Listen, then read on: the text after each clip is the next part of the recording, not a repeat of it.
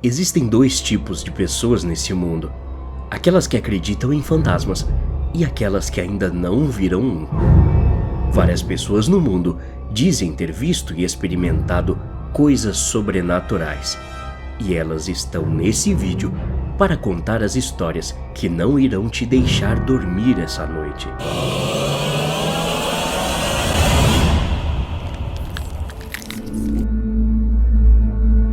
Quando minha família se mudou para nossa casa em 1995, todos nós ficamos estranhos.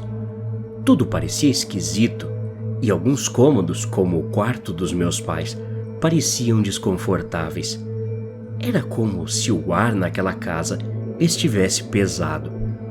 Meu pai, que nunca acreditou em fantasmas, nem sequer queria dormir lá.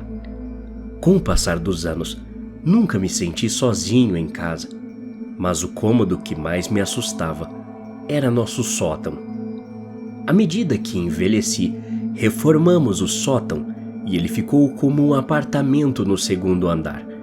Foi dividido em 3 áreas: a sala da frente, usada para armazenamento, a segunda área, onde eu dormia, e a terceira área, que era um closet. A terceira área sempre me causava arrepios. Ela tinha janelas que davam para a garagem e a rua, e toda vez que eu estacionava meu carro, evitava olhar para a janela, porque tinha aquela sensação de que iria ver alguém. À noite, eu acordava sempre às 2 da manhã, sem motivo algum.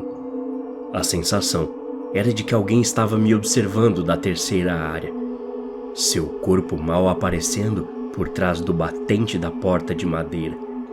Eu só sabia que era um homem e podia sentir isso. Guardei todas as minhas experiências para mim. Não contei nada para ninguém. Depois de cerca de 1 ano morando lá, me vi em uma conversa estranha com minha mãe. Minha mãe sempre foi aberta sobre sua capacidade de ver fantasmas desde que era criança.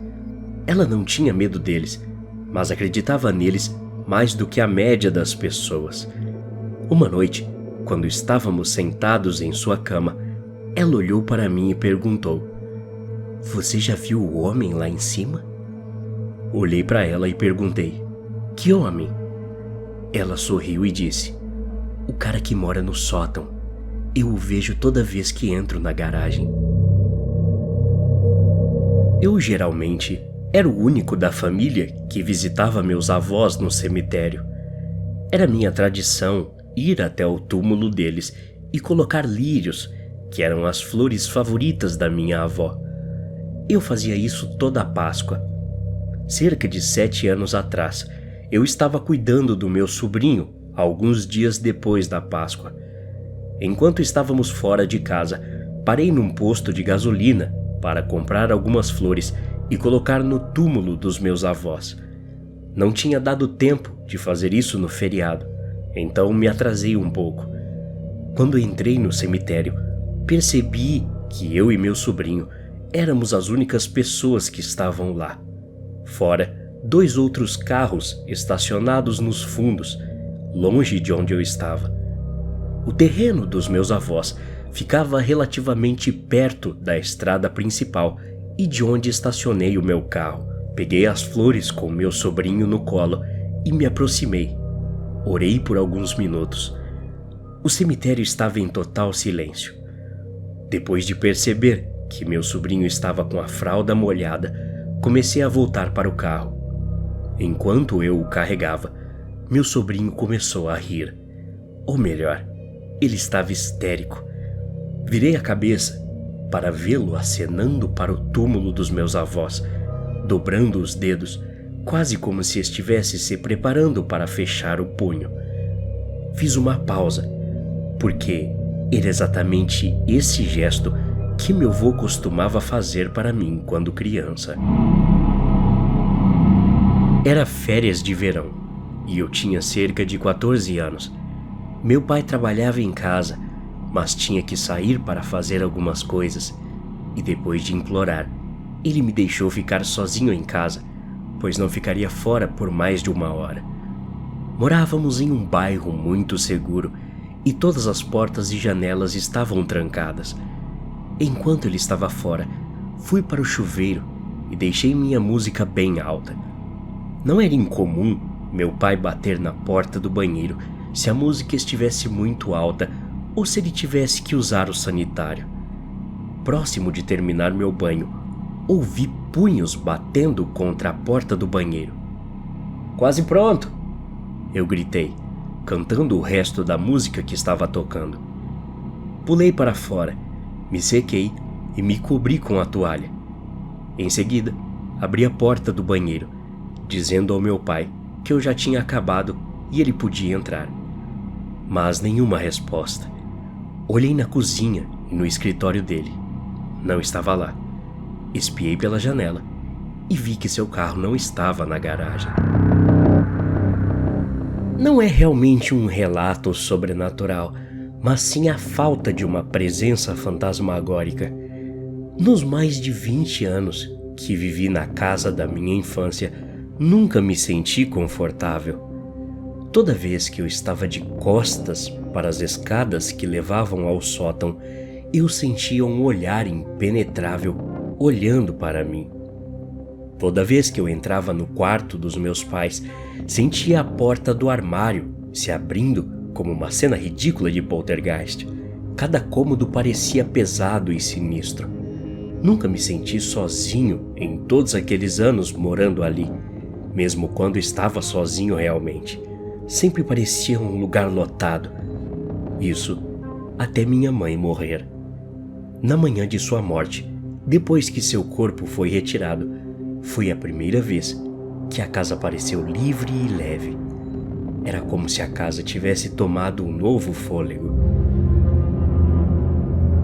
Minha mãe morreu cerca de 1 mês e meio antes do que seria seu 39º aniversário de casamento dela com meu pai. Na época, por causa da morte dela, meu pai se recusava a dormir na cama deles, optando por uma poltrona reclinável que ele tinha no mesmo quarto. Numa noite, ele estava dormindo com um edredom floral muito grosso e pesado, que era muito pesado até mesmo para um humano segurar por muito tempo. Por volta das 4 da manhã, ele acordou porque estava com frio e notou que o edredom não estava mais o cobrindo. Não só isso, o cobertor não estava em lugar nenhum do quarto. Seus 2 cães sempre dormiam nos seus pés, mas seria impossível os animais terem levado para tão longe.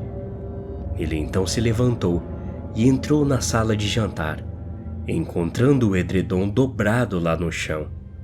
Tinha uma abertura, como se alguém estivesse dormindo nele, embora possa ser explicado que o cachorro se enrolou no edredom no meio da noite. O que não pode ser explicado é como ele chegou lá. Ainda mais, porque estava no local exato em que minha mãe morreu.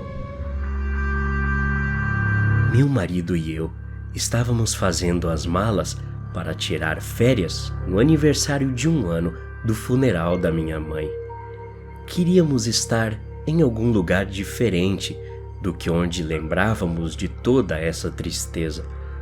Cerca de 2 semanas antes, saímos para jantar no Dia dos Namorados.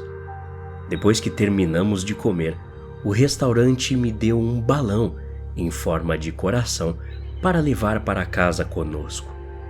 O balão ficou pendurado em nossa sala, cheio de ar e confinado em um canto. A circulação de ar em nosso apartamento não é muita e há apenas 4 ou mais aberturas espalhadas por ali. Nossos tetos são altos e o batente da porta do nosso quarto é baixo, então qualquer peça de mobília que levamos para dentro e para fora tem que se esquivar daquela área específica da casa. Meu marido e eu estávamos no quarto, planejando roupas para levar conosco em nossa viagem, quando o balão estava de repente na entrada. Por 2 semanas, o balão não havia saído da sala e agora de repente se encontrava parado na porta, como se alguém o estivesse segurando.